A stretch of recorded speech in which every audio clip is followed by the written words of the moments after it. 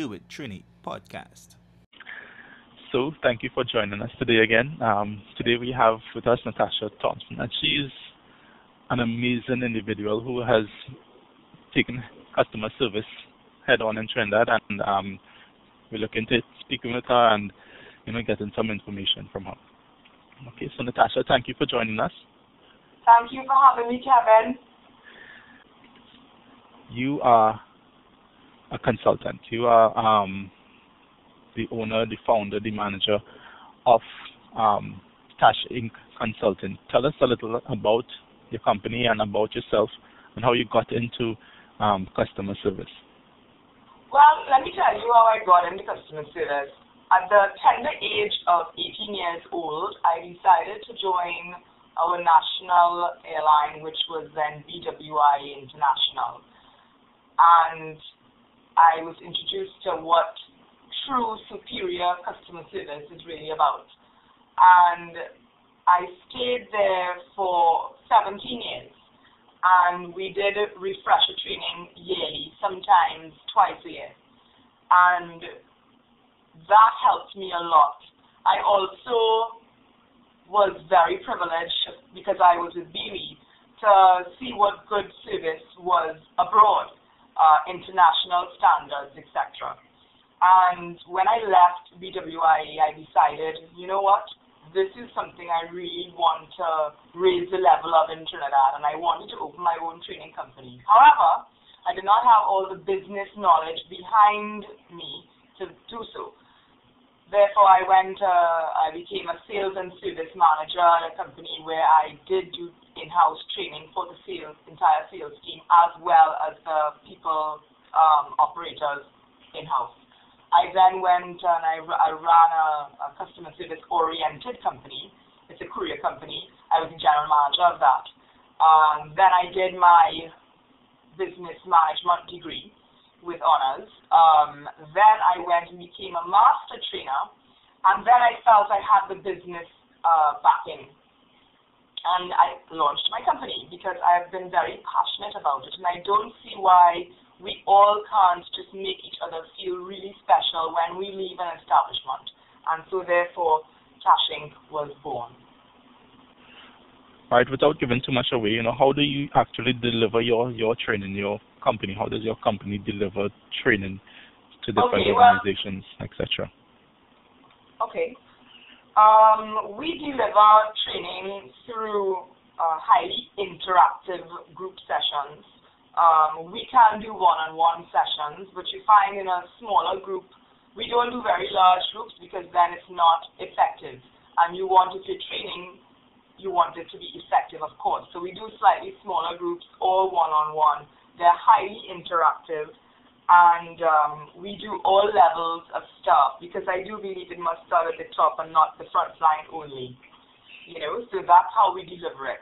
We also do team building within companies, and we do mystery shopping, and that's a way to find out what the service level is like in your company. You can hire us to do that.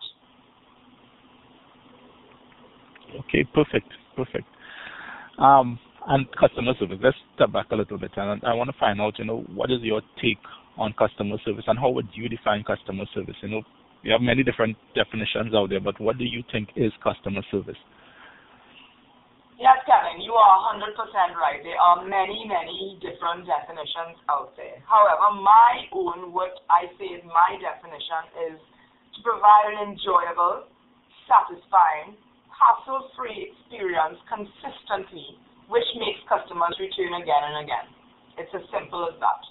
If every time a customer came to your establishment, they enjoyed the service, they were satisfied when they were leaving, and everything went hassle-free, and you did that consistently, why wouldn't customers come back to you? And that's my take on it. Okay. Leaders and organizations, do you have a part to play in customer service, or is it really just the people who face the general public or interact with the public? Do you think leaders have a part to play? Absolutely, 100%, Kevin, because attitude filters down. You can really see the attitude towards customers. If the CEO has a negative attitude towards customers and he just sees them as a profit, a way to earn profit, it filters down to the frontline people. So the attitude towards customer service absolutely begins at the top. You know what I mean? If leaders think it's important, the frontline think it's important. You know what I mean? If leaders think it's important, then there's a structure in place to ensure your customers are satisfied and they enjoy the service and they have a hassle-free experience and they have it consistently. Definitely. If they really believe it's important, they invest in their people and training. You know, so absolutely the leaders have a major part to play. You know, to me, if you really care about your customers, you will invest in customer service training because not everyone knows how to deliver proper service, but you can learn. Surely. What are some of the root causes, you know, for poor customer service?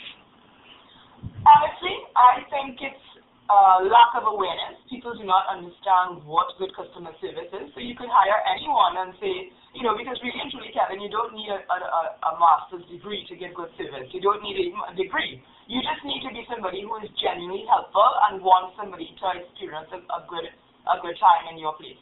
That's it. You know? And so I think it's a lack of awareness. I think it's a misunderstanding. They don't understand what they're supposed to do for good customer service. And, you know, it's a definite lack of training is what I'm thinking. Because I can say, Kevin, make sure that this person gets good customer service when they come to you. You'd say, okay, but what does that really entail? If you don't know, how can I expect you to do it? Exactly. And it's the same thing that happens everywhere. You know, you give people tasks to do, but you don't give them the training. You don't give them the training or the tools to perform these tasks, and you can't expect them to perform if they don't have the training and the tools. Precisely. You know, it's about doing something in a certain manner and doing it professionally. You know, some people don't see themselves as professionals, and so they don't act professionally. But if you let them know that they are customer service professionals or sales and service professionals, then they start to act like that. Yes. But it all comes from training, Kevin. It all comes back to training, yep. How often do you think a company should actually review their customer service strategies? Well, I think that should be continuous. I think you should continuously review. I think you should use your people on the front line and say, you know, what have customers been telling you? What have you noticed? How can we do this better? I think it should be a top-down approach or a bottom-up approach. The strategy should include everyone that can enhance the customer's experience at the end of the day. Therefore, whatever the CEO thinks should be done, as well as what the frontline person thinks should be done. It should be everyone involved in that strategy.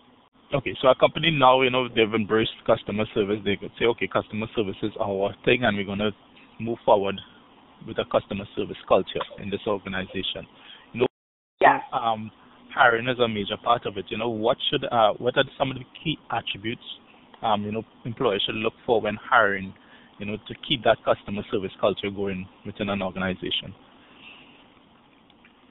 That, Kevin, is a very good question. And I would say three things off the top of my head. One, look for someone that has a positive attitude. You know them. It's obvious when they come into you, their attitude. It's positive and negative. You can see by their body language, by their interaction with you, etc. Two, I would say a willingness to adapt easily. Because in these changing times and business is changing so quickly, you want someone who is willing to change, who is not going to give you a difficult time when changing. They are willing to adapt easily. Because you're going to need that if you have to move positions or you're changing stuff inside your company, etc.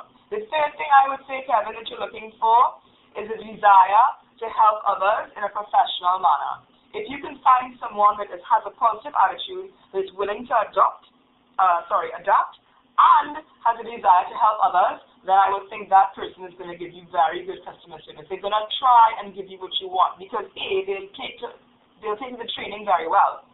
Because they have a positive attitude, they are willing to adapt, so they will be able to train, and they have a willingness to help others, which means they'll help internally with internal customers and externally with external customers. You can't go wrong with those three things, I think. All right.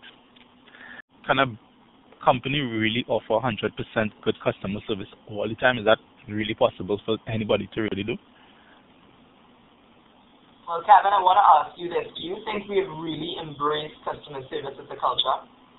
I don't think so. I think we are a work in progress, and I think we've now gotten on that road. I don't think we have embraced it fully as a culture. But back to your question, can a business really offer 100% good customer service all the time? Nothing is 100% all the time. I would think we should always strive for 100%, but because we are dealing with people, you cannot please 100% of the people 100% of the time, and therefore it's probably really difficult to give 100% good service all the time.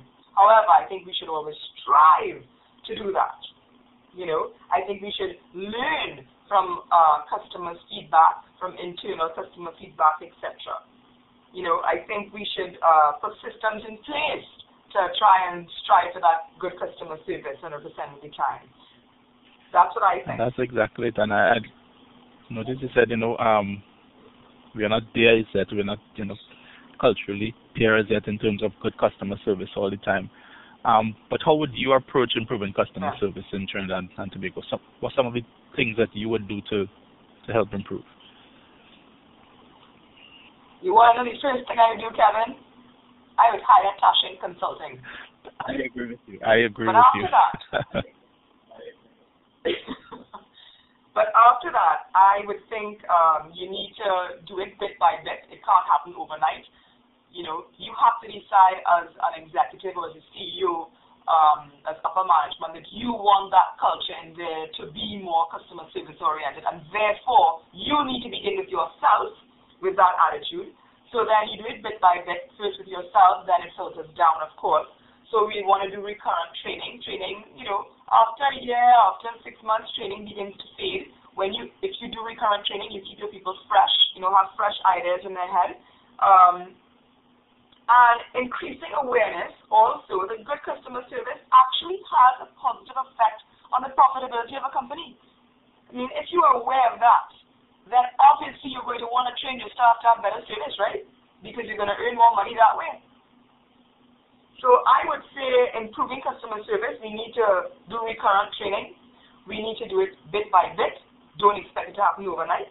And I think we need to just make everyone aware that guess what? Giving good service actually helps profitability in a positive manner. Exactly. And that's it. This nation needs to be profitable. We need to attract investors, work on our tourism industry, and these are some of the key things that we can do to actually improve on these areas.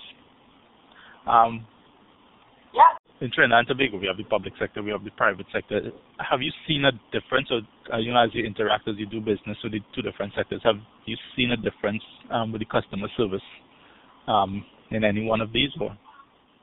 Honestly, Kevin, the answer is yes. I think people are now beginning to understand that it matters how you have your customers feeling when they depart your business. I think it matters now, and I think that people are beginning to realize, they're beginning to become aware that it matters. I would say, though, that we have a very, very long way to go. However, the positive thing is that I have begun to see some difference, and in both sectors, positive difference. But we do have a long way to go. We have a long way to go. But and the difference, once you start to see that difference, it means that it can be changed. It means that it can be fixed. So it's good that you actually see it. People becoming a little more aware of the power of customer service and how good customer service could propel your business, to above the rest. So hopefully it will continue on. And Kevin, let me give you a small statistic, right? 68% of customers do not return to your establishment. 68% will not return due to staff negative attitude or indifference towards your customers. 68%. More than half. You see that? More than half. And these numbers, these numbers need to go out there. People need to be aware of these numbers. And with the training, with proper consulting, people can get there and the businesses can transform to customer service, oriented organizations. But it starts at the top. Yes. And I know you mentioned this earlier, but again, I'd like to go back to some tips on simple tips on how you can improve internal customer service in the organization, because we talk about the external all the time. We spoke about external, but for internal, that's internal customers are anyone in your organization, basically, that you work along with. So, some people think, oh, well, I work in purchasing, so therefore I am not in customer service. But guess what?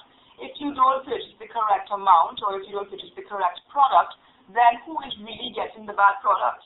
Not the frontline people, but the customers who are coming to buy the product. So everyone is really involved in customer service. So I would say some tips to improve internal customer service. Start at the top. Get to know yourself. Do you appreciate your customers? Start filtering down. You can also start by doing some team building. You can also start by just saying courtesy matters internally. Say good morning. Say thank you. When somebody goes the extra mile, say, listen, I noticed you did something. Thank you. It's appreciated. Those little things, showing each other courtesy, is a positive way. Just imagine someone comes into an organization and does not tell anyone good morning. Do you think their day is going to start off positively with everyone else? Compared to a person, they come in and say, good morning, everyone, with a smile. Which person's day is probably going to start off more positively? And if you start doing that with everyone, and everyone will start doing it, then guess what? It's a nice place to come and work. And that improves alone. That alone will start improving internal customer service. Just the common courtesies towards each other. The please, the thank you, the good morning, goodbye, the good see tomorrow, how are you today? That all those things matter. You're working with people, not with machines. They have emotions. Not everyone has a good day every day. Know your people, know who you're working with. Build your team, help each other. Things like that, I would say that you need to do. Ensure everyone knows customer service matters. That is it. And it's the little things that will set us apart, little things that do, these little internal things. Good morning, how are you doing? How is your day going? These are the things that change the internal, and then when those things are changing internally, it oozes out to the external customers, Of course. Everything that happens internally, Kevin, affects the external customer.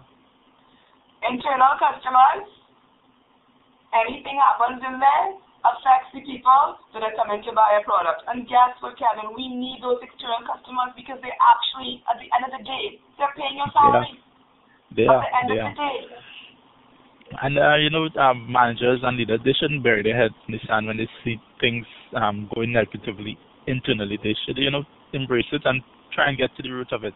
And, spin it to a positive, because that is what... Can I just say here, Kevin? Yeah. Can I just say here, you are completely 100% correct, because it is dependent on how you view a complaint. So a negative person will say, oh my gosh, another complaint, we just have to get rid of that person who's complaining.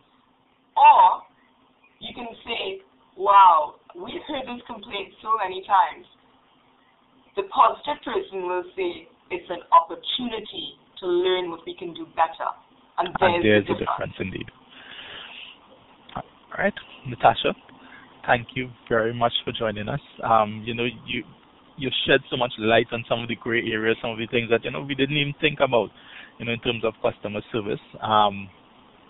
So thank you for joining us. Thank you for spending the time with us to, share some of these things with us. Anything else you want to say? Yes, sorry, I'm just saying thank you to you. Speaking to you is always so wonderfully positive as well. So no thank problem you. At all. And again, tell us about your company and how to find your company and how to, get in contact with you. The company is TashIncConsulting.com. You can reach me at info@tashincconsulting.com. And we are willing and ready to assist you in any way that you need. to improve your customer service. My tagline is customize your business. Let's do it together. Thank you again, Natasha.